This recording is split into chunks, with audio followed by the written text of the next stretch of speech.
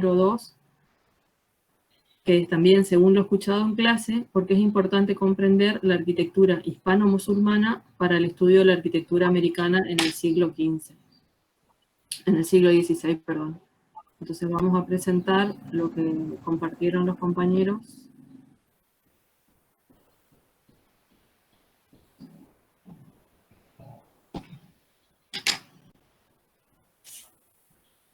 No sé quién está del grupo 15 que quiera empezar a hablar. Hola, buenas tardes, profe. Hola, buenas tardes. ¿Cristian Ibarra? Bueno, no, Ojeda. Ah, Ojeda, disculpa. ¿Está? Lo importante de la arquitectura hispano-musulmana para el estudio de la arquitectura americana. Disculpen que te interrumpa, pero ¿se está viendo? Sí, se ve, Sí, se ve. Ah, bueno, se ve. bueno. Trata.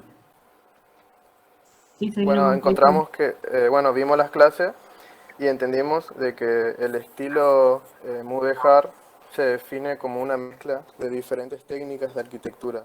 Su origen, el cual radica entre los siglos XII y XV en España, producto de la convivencia entre musulmanes, cristianos y judíos, quienes compartían un sistema cultural que influyó en esta forma de realización del arte en la península ibérica. La importancia del arte de mudéjar es que se constituye como un punto de encuentro entre el desarrollo cultural islámico en Europa y América Latina. El único elemento dentro del arte que permite realizar este puente es el arte mudéjar, que no es esencialmente islámico, pero como se desarrolló en España y como se convirtió en el arte que podemos reconocer como hispánico, nosotros lo pudimos recuperar como una persistencia en nuestras iglesias coloniales y en la arquitectura colonial en general. Bueno, esta es una imagen de un ejemplo del artesonado en la iglesia de San Francisco, Santiago de Chile, del siglo XVII. Muy bien. Se dice mudéjar, ¿tá? Te voy a corregir eso para que después no arrastres el problema ni ninguno de los otros compañeros. Ah, gracias. ¿Tá? Mudéjar. Bueno, marcado por un contexto de dominación y de consolidación de los reinos cristianos, el arte mudéjar, ¿puede ser? Sí. Llegó al continente producto de la conquista de América. Con el paso del tiempo, este estilo se manifestó en la técnica de construcción de edificios civiles y religiosos en la América Latina, similares a los que estaban a la moda en Europa. Pese a no existir ningún contacto directo entre el mundo musulmán y el continente durante la época colonial, la influencia árabe permanece en diferentes ciudades como en Potosí y La Paz en Bolivia, Lima y Cusco en Perú, Bogotá y Tunja en Colombia, Quito en su pasado histórico como centro de la centro de la Real Audiencia, y en Santiago. Dos ejemplos que encontramos fueron la cúpula, Mudéjar, perdón, convento de San Francisco, Lima de Perú, que fue construido en el siglo XVI, y artesonado de la iglesia de San Francisco de Bogotá, Colombia, también en el siglo XVI.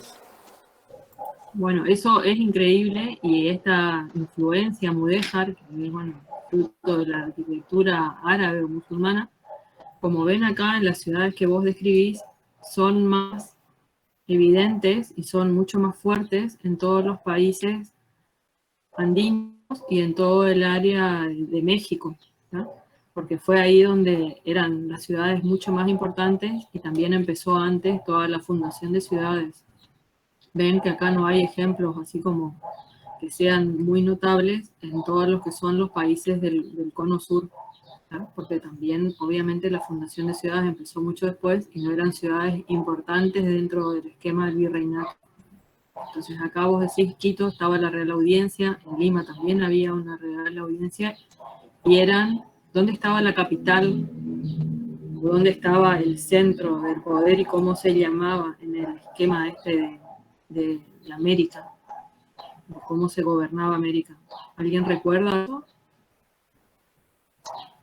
¿Cuáles fueron los virreinatos?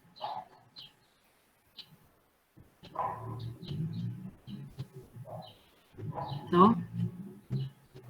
No, Bueno, profe, de mi parte no. Sí, bueno, hubieron 4 virreinatos, profe. sí. El primer virreinato, digamos, fue en la Nueva México, en la Nueva España en México, Nueva y el otro España, el sí. del Alto Perú en Lima. Entonces, no es casualidad, digamos, que todos estos mejores ejemplos se encuentren en esas ciudades, que era donde se concentraba el poder y, por supuesto, también la riqueza, ¿no? Entonces, para que ustedes vayan haciendo esas asociaciones entre los ejemplos que están mostrando y las ciudades en donde está y el porqué de la localización ahí de esos ejemplos. Disculpa, voy a decir una cosa más, un poco también acotando algo en relación a eso. Ustedes acabaron de ver también algo de arquitectura, donde de uno de los temas que han desarrollado, digamos, donde es posible hacer una relación, les diría casi directa, porque nosotros hablamos de, y está bien explicado en lo que decía el compañero, de arte mudéjar, que es el arte, digamos, musulmán, ya inserto, digamos, en la cultura hispánica. Por eso también lo llamamos hispano-musulmán. Ustedes vieron justamente cómo se da esta mixtura. ¿Dónde lo vieron a eso? ¿Dónde vieron dónde se encuentran estas dos culturas, la española o la hispánica con la musulmana? ¿En qué ejemplo? Hace poco. En las mezquitas, puede ser. ¿En la mezquita y en cuál particularmente? Porque mezquitas hay por todo el mundo. ¿Cuál vieron ustedes? ¿En qué lugar estaba la mezquita que vieron ustedes? No, la Meca En no. Córdoba. En Córdoba. La Meca es Oriente, digamos. La Meca, claro, la de Córdoba, dice Agustín también. La de Córdoba, que es la zona sur de España. Por eso es que nosotros tenemos, cada vez que vemos un tema, tenemos que rememorar un poco qué fue lo que estuvimos viendo, porque hay una conexión de todo lo que estamos viendo. ¿Sí? Siempre hay como un hilo conductor, digamos, que va recorriendo, por supuesto que tiene por ahí, tiene bifurcaciones también, y eso es importante también que nos demos cuenta, pero tienen relación. ¿Sí? Entonces nosotros hemos visto justamente la mezquita de Córdoba, o sea, una mezquita musulmana en la ciudad de Córdoba, que es en territorio español, ¿sí? Entonces, de esa mixtura entre lo musulmán y lo hispánico surge la arquitectura hispano-musulmana o mudéjar, que es la que en definitiva va a venir de la mano de los españoles a América, específicamente, como decía la arquitecta, en la zona de América Central y el norte de Sudamérica, digamos, en la zona andina. Y tampoco es casual que esos centros, digamos, de poder o de gobierno, digamos, de todo lo que fue el territorio americano, se haya instalado sobre las dos culturas que más importancia tuvieron a la llegada de los españoles. Una es la que estamos viendo, que son, o sea, es la cultura azteca, y otra, los incas, en toda la región acá de Lima y Quito, toda la zona andina de Sudamérica.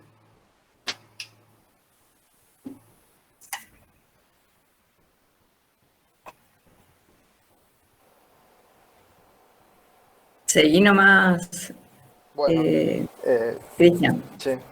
Después encontramos algunas principales características del arte mudéjar, que, por ejemplo, se caracteriza por utilizar elementos que provienen del arte musulmán, tanto como arcos en punta, arcos en herradura, utilización de ladrillo en la construcción de torres, y también están los artesonados, que son los techos construidos en madera y que permiten sustentar la iglesia, pero que a la vez también tienen un fin decorativo. Esa es una de las características esenciales que tiene el arte mudéjar. La función estructural es una de las funciones, es igual a la función ornamental, perdón. Se conecta con el arte musulmán, cuya función esencial es lo ornamental. Y luego, dentro de un contexto latinoamericano, nos permite hacer una relectura de nuestra arquitectura colonial, porque a simple vista la vemos y evidentemente cómo son las arquitecturas las arquitecturas que son cristianas. No entendemos que existen elementos de otras religiones y que están escondidas en las técnicas de construcción. Eso nos permite comprendernos mejor como sujetos, que somos partes de un proceso de colonización. Y es todo lo que pudimos llegar a comprender de nuestra parte en el grupo. Es importante, está bien que hayan buscado los textos y los hayan colocado, pero también es importante que ustedes puedan citar de dónde sacan esos textos, ¿no? Si leyeron y transcribieron de algún autor, es bueno que citen, porque si alguien más está interesado en buscar ese material, lo puede encontrar.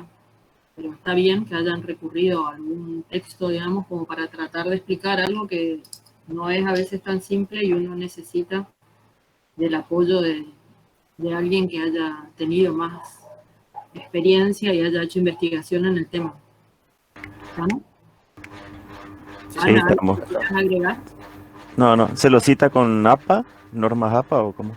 Por lo menos poner el autor, el año o el nombre del libro. Ah, ok. Gracias. No, por favor.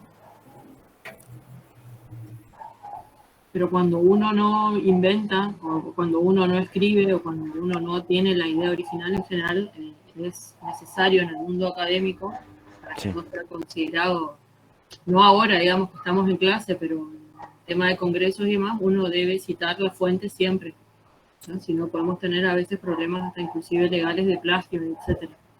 Ok, Copyright. profe, gracias. No, por favor, al contrario. Ana, ¿alguna cosa que quieras agregar? No, que además de esto, de que es importante el tema de la fuente, también es importante que lo que saquen como a nivel de cita, que está muy bien, digamos, siempre y cuando citen las fuentes, también sea interpretado por ustedes en sus palabras.